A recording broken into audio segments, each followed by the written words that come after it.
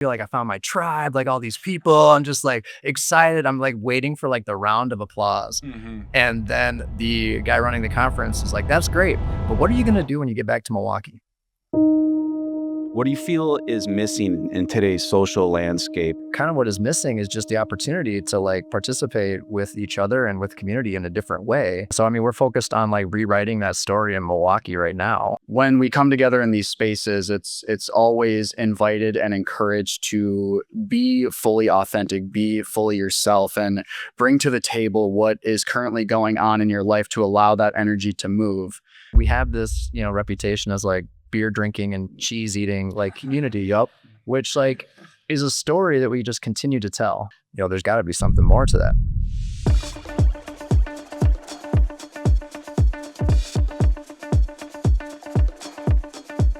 Welcome back to the Sweat Fanatic, the podcast where we talk about everything that helps you feel and perform your best. Tyler, Bill, how you doing? Nice to meet you guys. Nice to meet you, man. Hello, Ariel. Hello.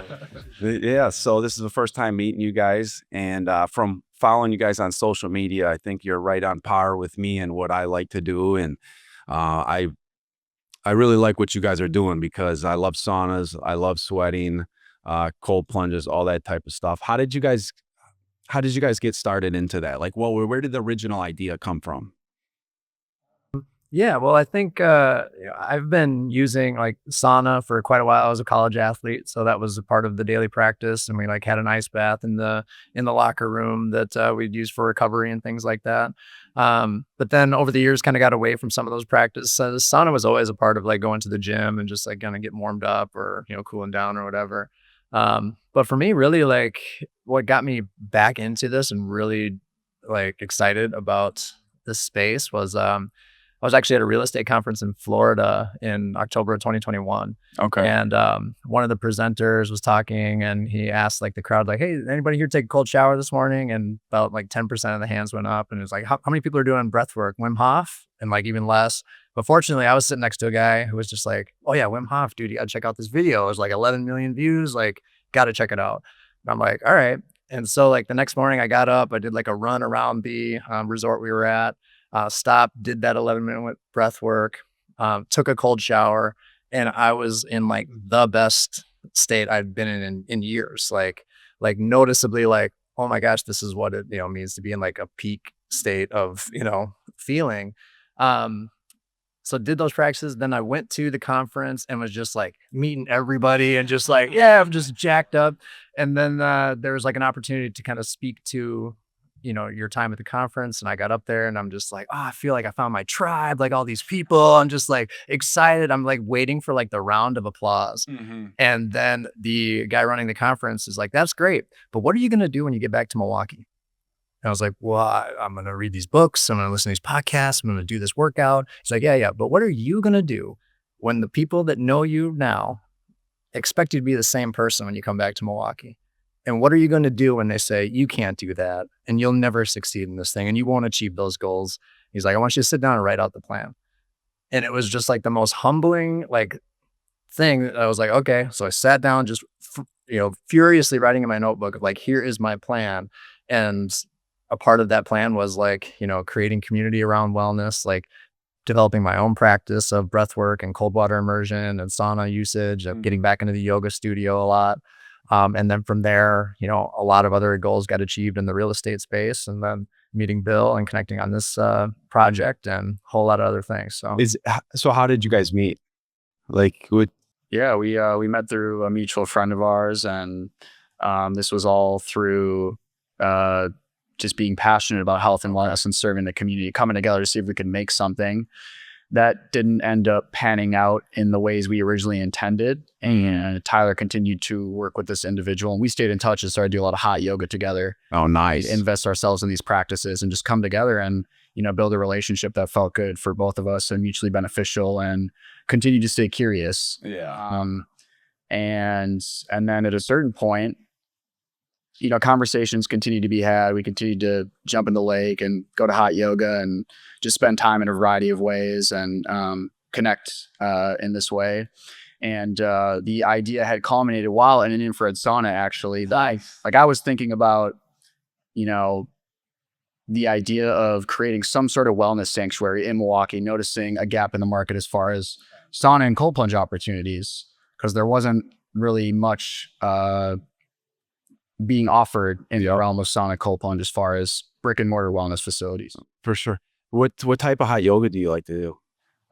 Right now, it's primarily power yoga and power. Power yoga. Okay. I'm open to it all, though. I love like a diversity of practice and different pacing and ways of engaging. Me and my partner go to Bikram yoga. We do Bikram yoga classes. Nice. I love it. She actually got trained in 2012 to be an instructor. She's not teaching right now, but it's hard to go to a yoga. I love going to yoga with her, but afterwards she's like, she makes me do the postures afterwards and starts critiquing me. So yeah, she's the toughest instructor I've had, and she's not even the instructor for the class.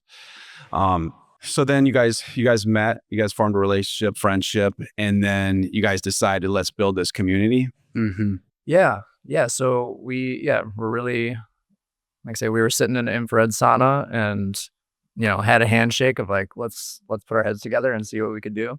And really, like, the passion for the Hive comes from like this desire to just like, create a movement around health and wellness that like shifts people more towards generative and like authentic ways of connecting. And like, we're really like challenging the status quo of like what it means to be well and what it means to participate in community.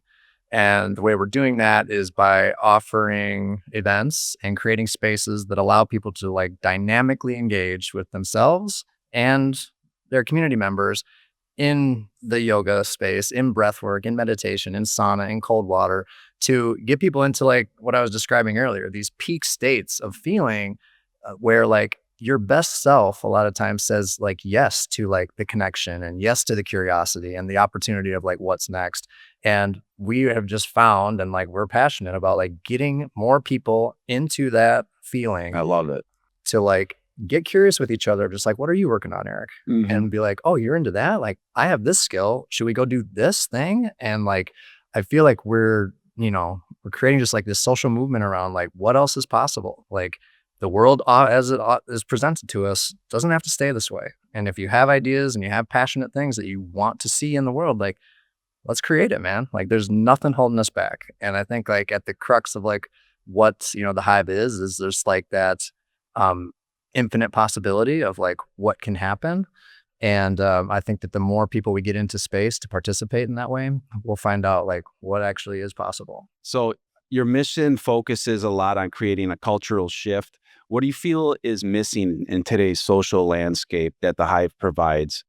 Yeah, I feel like for me, a big initiative and focal point of what we're creating is going into the depths as far as connection and really creating space for what is truly alive for them. Understanding that a lot of the ways in which we engage are, status quo, surface level, shallow, and that creates a state of stagnancy in an individual. So there's stuck energy in the body, in the psyche, because the norm is that it isn't okay to not be okay. And really, as human beings on the journey, of course, we're going to face adversity, face obstacles, and, deal with, the weight of just being a human and the heaviness that comes with that, and really like working through societal and cultural conditioning. So when we come together in these spaces, it's always invited and encouraged to be fully authentic, be fully yourself, and bring to the table what is currently going on in your life to allow that energy to move. Because suppression is a major pathway for disease and disharmony. So yeah, that's definitely, something I'm feeling passionate about, and something that's been really helpful and beneficial for me is just being able to address and acknowledge openly what's going on for me. And also, again, encouraging people to reflect on what's possible as well. Yeah. So when I think about how you're describing the Hive Milwaukee, from what I take, it's a community that you've built and are continuing to build that has healthy practices of helping us all grow together and become better at whatever we do and live a healthier life. Am I defining it correct? Yeah. Okay. That's definitely, captures it to a certain degree. Just helping people sort of empower themselves and create an experience that is truly meaningful and vitalizing to them and exciting, and understanding that they can do what they want in this life and create it. And that community is essential. How has the community responded so far? Good. Yeah, I mean, it's been a really fun community to build. We've had so many synchronistic things happen. I mean, like this morning, I hopped into Lake Michigan after our Wednesday morning hoops game, and then one of our like mainstay brothers, Alex, like was biking and just popped over and was like, "Hey, how's it going?" And then Bill and I grabbed coffee at Collect Tebow, and then of course our friend Dana, who has participated in like all of our events, was just like grabbing coffee, and so like we're like building it, and we continue to like see people I don't know, like kind of take it to where they want to go and like foster their own connections and like seek out other individuals and everything. So like they're responding, we continue to grow it. And one of the things I think like also we're trying to do is just create awareness around what offerings are out there, just because like health is not one size fits all, and it's like what works for you might not work for another person. And so if we can as a community create awareness that like, hey, this meditation is happening, or this sound bath is going on, or hey, there's this HIIT workout class at this time, like it allows people to kind of pick and choose to be like, all right, this is what I'm looking for, and then like within that find more community of like, yeah, these are the people that are like-minded and that I like to spend time with. And so just like encouraging people to seek that out, and like Bill said, like kind of choose their own adventure. It's like you have choice in this, and there's a lot of options out there. You just might not be aware of them yet. So you guys create events, right? Like I see on the social media, you have Bradford Beach in Milwaukee. You set up a sauna. You jump in the lake. Like, when did this start? Is this a 2024 thing? Is it 5 years? How old? Yeah, it's very, very new. It's very much in its infancy and early stages of development, which is super exciting. So many things are happening, and we're making deposits in the bank as far as growing the thing in a variety of ways, and just staying open to the possibilities of the project and what we can offer. So the primary thing has been the sauna and cold plunge offerings of Bradford Beach, which we do monthly. And we also recently incorporated opportunity to join us on mindfulness hikes. So we're going to continue to do that in a variety of areas. Just coming together in nature and being present with each other and our surroundings and what's going on, observing ourselves, observing what's happening within the connection. Coming home to nature is definitely a big component of what we're aiming for people to realize when they participate in the experiences. And that's like another incredible benefit of showing up at the sauna and cold plunge events, because we're outside during the winter. Most people are cooped up inside throughout the winter months. And like, I mean, just how that negates from our well-being and impacts our mental and emotional health and all these things, and physical health is something to address, and really a great pathway into reconnecting to that. And then another offering, which we did our first one on Monday, is back to the point and modality of authentic relating, bringing people together to intentionally practice that. So there's a variety of ways to go about that, and we infuse the different connection games which get people out of their shell and connecting in a meaningful way, and really just like filling that relational cup and training skills which allow them to understand what's going on for them, so they can bring that to the table in relationship and find that connection. And a lot of it's all present moment based. Like, we're here in the now. Let's put the past to the side. Let's put the future to the side. And with that, the present is just a powerful mechanism for healing, and a lot can unfold. A lot of awareness can come through the practice of doing that. And that's definitely like a central thing that, becomes available to us, in which we intend to include in our events and bring awareness to. Yeah. So many people, they get, they're in an office building all day long. They're breathing in that same stale air. They don't focus on their breathing.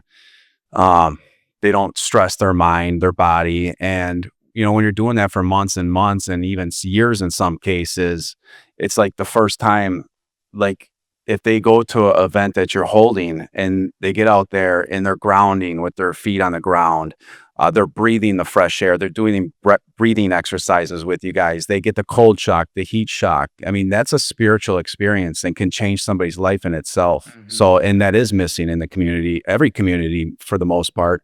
And it makes me extremely happy what you guys are doing in the community and helping people improve their life, improve their quality of life. And then the health comes along with that as well. So I appreciate that a lot. Yeah. So cold plunging is a big part of what you guys do at the Hive. How do you incorporate it into your practice? Because maybe share a story about how exactly you are cold plunging. It's not your usual ice water or tub ordeal, is it? Right. So you guys are kind of, it seems like you guys are jumping right in Lake Michigan, right? Yeah. Yeah. So it is definitely a different experience being in Lake Michigan versus a cold tub. I mean, I'll speak from just my personal experience. Like there's something about being in a lake that makes you feel alive. I mean, the lake water and like its ebbs and flows and the waves, like you can feel like this, power and breath of this thing that you're in. And then you look up and there's just sky and clouds above. And it is, like you said, like this kind of spiritual experience where you are navigating these extreme environments and like relying on your own like inner power to like capture the breath, harness that and be able to like calm yourself in, those extremes. For us, like a lot of like what we talk about and coach when we go into like the cold water is just the breath of just really long inhales in through the nose and even longer exhales out through the mouth. And then just, regulating that breath, even when we're in the sauna, just to get into the habit of like, this is the breath work that you should be like focusing on. Because when you get in there and cold water hits you, like you're going to get this thing. And what we're going to do is say, no, we're safe and we're doing this on purpose, body. Thank you for what you're doing right now. I appreciate you trying to keep me alive, but like we're doing this intentionally in this practice. And so that's just, I guess, a little bit about like how we like talk about it and what to expect, like, when you're in Lake Michigan. So. Yes. A lot of people, when they've never used a cold plunge and they come over and they use my cold plunge, it's like the same thing. I know you guys experience it the first time you see people at the Hive go into cold waters, they hyperventilate. Yeah. And it's just like, that's exactly what you got to do.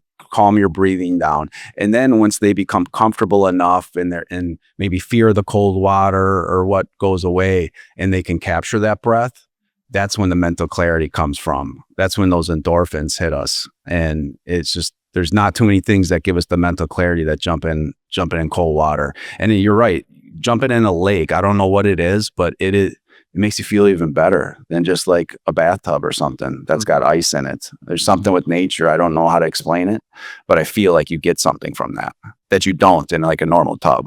Right. Yeah. Well, it is like that natural thing. It's like we are nature. Like, I mean, if we came from the water, we came from the ground, like here we are. And so we have this relationship. And like you talked about, like what we're offering is not in a lot of communities. And we've really severed that connection of like what it means to be human with kind of the built environment. And what the built environment provides us is a lot of ease and flexibility and office jobs and, this system and structure. But what it doesn't allow for is like sunlight in the morning, connecting with friends, jumping in Lake Michigan, all these like practices that have been around for centuries, thousands of years that we've somehow lost touch with. And it's a, kind of a process of like remembering that, oh, I can feel great. And like, it only took an hour at the beach to like find like a bunch of new friends and have this like incredible experience. Like, I mean, that's just what continues to like motivate me. And what I love seeing every time is like the person that comes to the event a little bit like closed off and looking around like, man, I'm not really sure how I'm going to feel here today. And then by the time they leave, they're just like gushing, heart open, like, oh, it feels so great. And it's just like incredible to watch like that transformation. And then we don't see them, again for a month. So I'm always like curious to be like, all right, now what does your daily practice look like? Like, what did you take from here today to like continue to like try to replicate that feeling and get into, those, that peak state of feeling? That's awesome. So we've seen a huge rise in the use of saunas and wellness routines, especially recovery and overall health. What kind of impact have you seen from the members who use them regularly? seen some changes with the sauna. People get more acclimated to the heat. Have you seen that they get better at it? Have they taken it back home and used it? I haven't. I mean, I don't think we've been doing it long enough to really tune into sort of tangible metrics and shifts in that way. As far because yeah, just like long term turnaround as far as someone coming to our event, becoming aware of sauna and cold plunge and nature connection and community, and then seeing the blossoming over time because it's such a new project and community that we're building, but.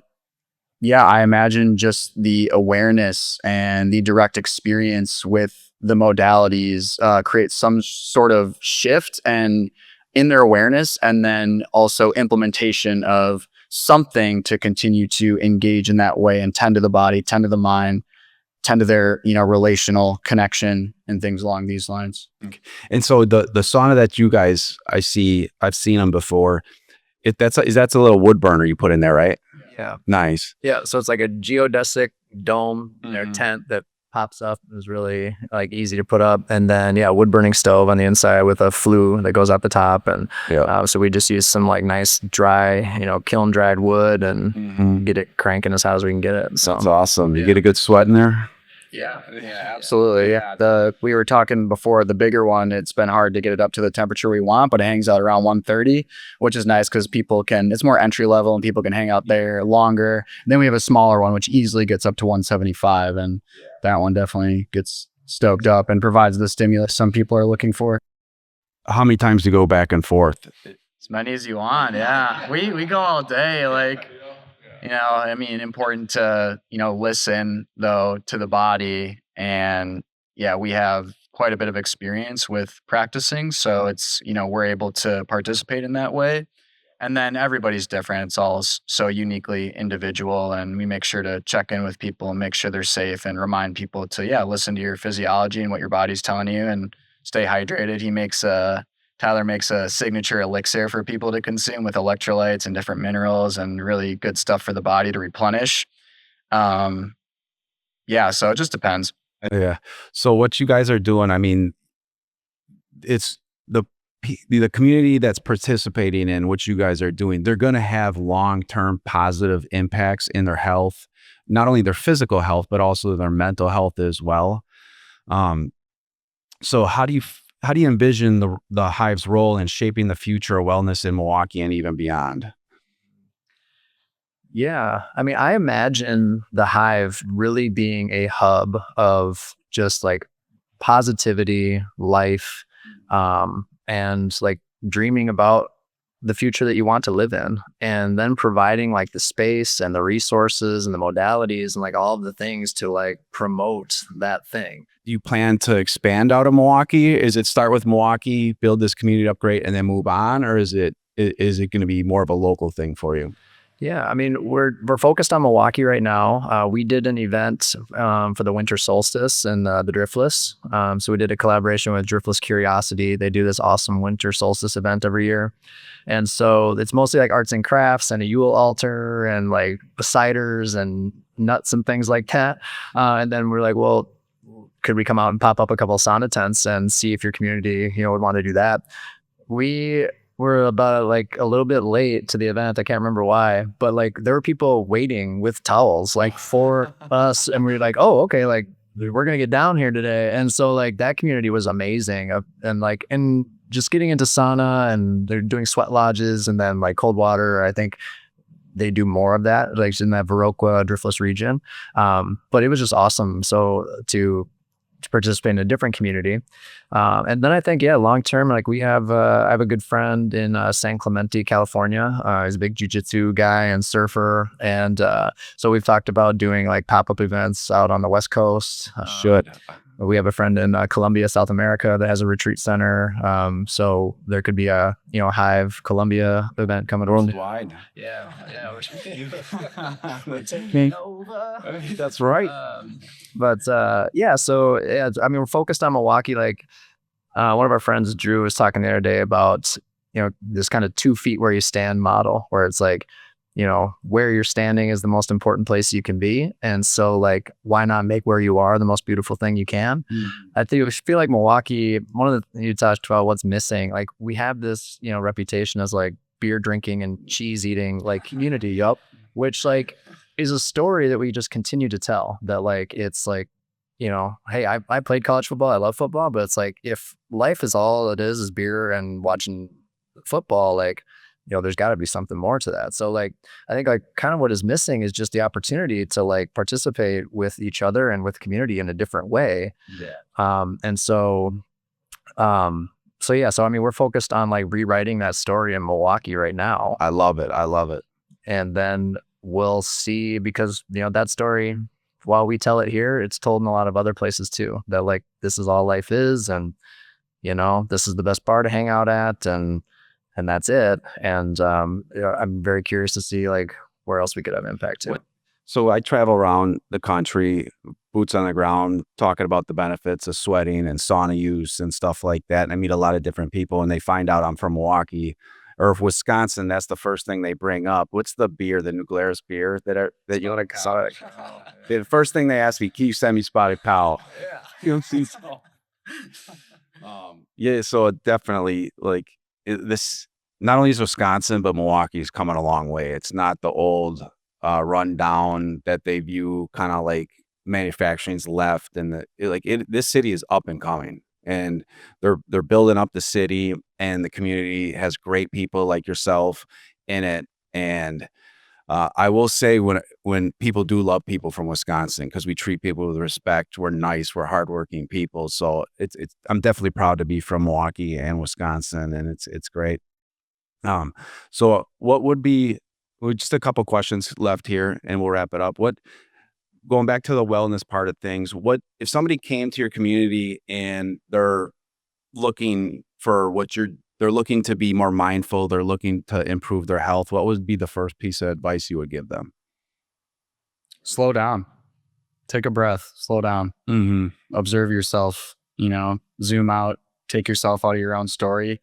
And that's as easy as slowing down. Like, we live in such a fast-paced society. We're always going. We're always going from one thing to the next, springing out of bed, drinking a cup of coffee, and throwing ourselves into work. If people could just create a little bit of space for themselves, go for a walk or sit down for 10 minutes and do nothing, I think people would be surprised at what changes and what shifts and what comes to mind for them. Nice. And then as far as with all the stuff that you're doing, I guess, Bill, what's your favorite? Like, you're doing a bunch of different things that make you feel better, improve your health. What would be your favorite part of it? Like, is it the sauna, cold plunge? Is it the breath work? Is it meeting new people? Yeah, it's the human connection piece. I've had, all dimensions of health dialed for so long. And even when I had quote unquote thought I found like peak wellness, waking up, having my circadian rhythm dialed, nutrition dialed, wearing blue light blockers, just a variety of things that like you're told to do and that increase your well-being. I still found myself miserable, but until I started, actually participating in a way that filled my cup relationally, I didn't feel a sense of harmony or wholeness. So really, yeah, the authentic relating piece is what moves the needle most for me and what continues to be the most exciting for me and medicinal and therapeutic, because I continue to learn so much about myself and other individuals, and just like the possibilities of relationship within that. Meeting people, like, just like you said, it's really good for our mental health, for our physical health, and having that community. I mean, it's like when people are on their deathbeds and they're in a coma, and they've done the studies of, if your family comes and sits next to you and they talk to you and they touch you, your success rate of actually staying alive or coming out of the coma skyrockets. Wow. And they've done black and white studies with that, where if somebody's in a coma and nobody comes and sees them, touches them, or says anything to them, the death rate's a lot higher. So that is a big thing there's a lot of people that miss that community that need exactly what you guys are providing. So I would imagine that would be for everybody, that probably would, for me, that would be a very important thing. But do you enjoy, I guess a better question, do you enjoy the heat better or the cold better? Oh, sure. Um, I think I really enjoy the cold. I really enjoy the cold.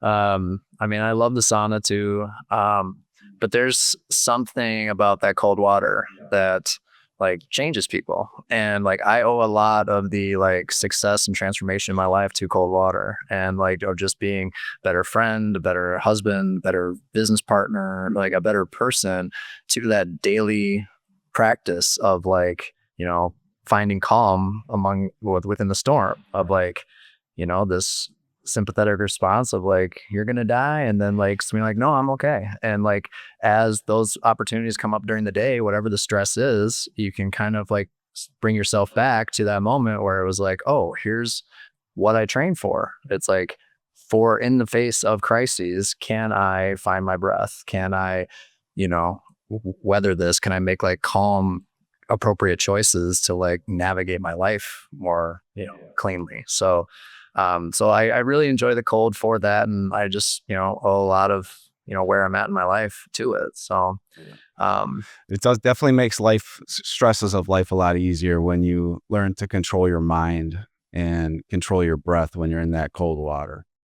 like as far as like the recommendation, like for people, one thought that I've been playing with recently was, if people are looking to get into a wellness practice, or if it's been a while, like I have this 6 a.m. basketball game with a bunch of, 30 and 40-year-olds, most of which either have never played basketball. It's been like decades since they have, and it certainly hasn't been competitive.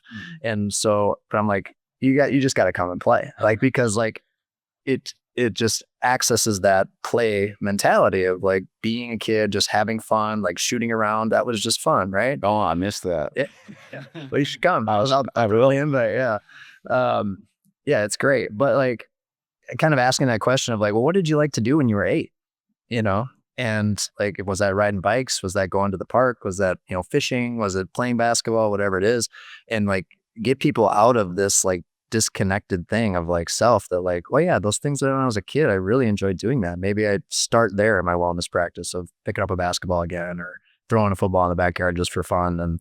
And then from there, like if you can access the fun and harness that rather than making it like a chore to be like, well, I have to go run 3 miles because that's what Instagram told me today. Yeah. It's like, no, like what feels good to you to get you back on the path of like growth and wellness and just feeling good. Dude, I love it. I never heard that before. What were you doing when you were 8? Like that resonates with me big time. Yeah, like my son is 8 right now, and we were playing basketball until, in the driveway until 7 o'clock last night with the neighborhood kids and just having a ball. And I'm just like, well, if these are the things that he's going to remember and like take with him forever and be able to like access, like I'm feeling pretty good about that. My partner's family has their family has a football game in Shorewood every Thanksgiving, and they call it the Fernwood Bowl. And it's because I think it originated in that neighborhood or something on the south side maybe, and then they moved it up to Shorewood High School's football field. And I played in it last Thanksgiving, and I played football growing up out on the playground, and it brought me back to that feeling of, man, I love playing football.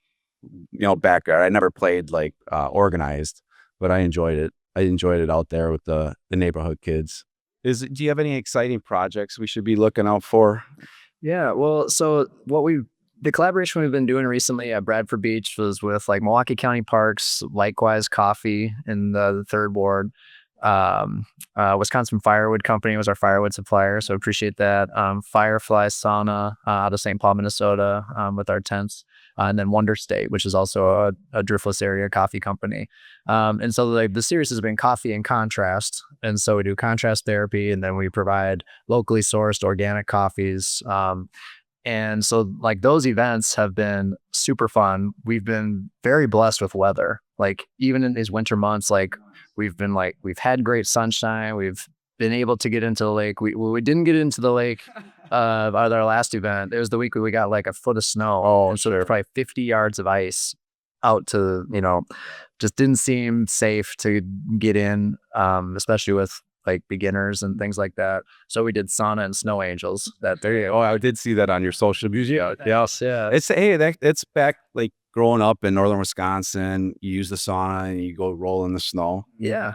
I mean, yeah, like one of the women described like that experience of like, yeah, when I was a kid, we used to do this at my cabin up north. And so I was like, perfect, So that was great. So all of those have been super fun. And we've been able to engage like really cool partners in the community, and continue to like promote organizations that like share our mindset of like bringing people together in a positive way.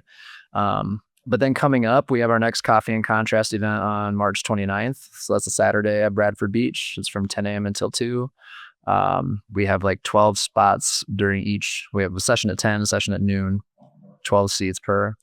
And then our final Coffee and Contrast will be April 19th, also at Bradford. And then we're going to be rolling out like a new like summer schedule of events. So we'll keep you posted on what that looks like. So is there anything else that you want to talk about that I didn't ask? I'll just say, like, if you're going through it right now and you feel like you're backed into a corner and you don't see any sort of light at the end of the tunnel, I'm here as an individual you can reach out to, and you can share whatever with me, and I'm completely open and interested in like receiving and holding that and being there for that. Yeah, I just know a lot of people are going through it, myself included. I've been having a hard time the past month, working through my own stuff and navigating my own psychological, emotional experience. And it is only the best way to work through it is together. Yeah. A lot of people just need active listeners. They need to hear what you're going through. And not only does it help you, but like you said earlier, get rid of that barrier, let those barriers fall and just let it out of you. Not only does it make that person feel good, but also the person that's listening, it makes them feel good too. And then you learn and you can grow together in the future. So Yeah.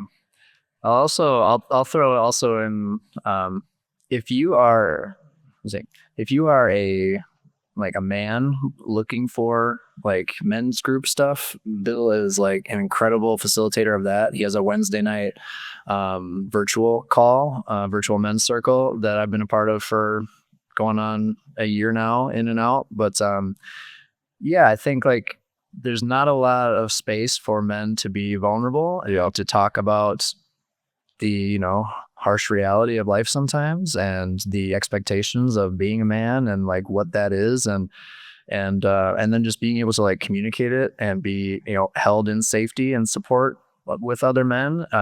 It's just not super common, and so I know a lot of guys out there struggle in silence of like, get that right. I can't bring this up. I have a good friend who was commenting the other day. He's like, well, I'm just a guy from the Midwest. I don't talk about those things. And that's another story we need to rewrite, of just like, we do need to talk about these things. And like, unfortunately, like there's guys like Bill and others that are like saying like, hey, I'm here, and like, let's dig into that. So if somebody wants to reach out to you, Bill, and get part of what you're doing and maybe connect with you, how would they reach out to you?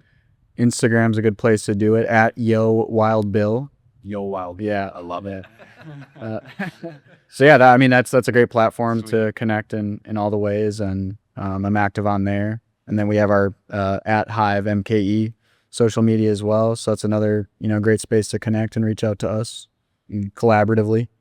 Awesome. And then you guys got the website as well. And I seen there's contact information on there, right? I saw a phone number, email, I think. Yeah, just hivemke.com. And yeah, it'll have our events posted on there, ways to connect. And yeah, just different ways to, like, we're open to collaboration and like doing just creative, fun stuff because it's fun and creative.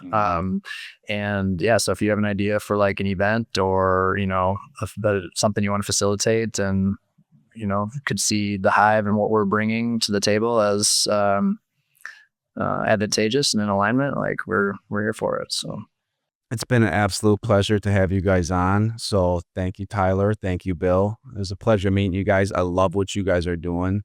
The community needs it. So all the communities need something exactly what you're doing. So I'm excited to watch how you guys grow and expand. And I can only imagine that it's just going to be bigger and bigger and better for you guys. Thanks for tuning into the Sweat Fanatic podcast. Be sure to subscribe, leave a comment, and stay tuned for more episodes where we continue to explore everything that makes you recover better, feel amazing, and live your healthiest life. Until next time, get out there and sweat.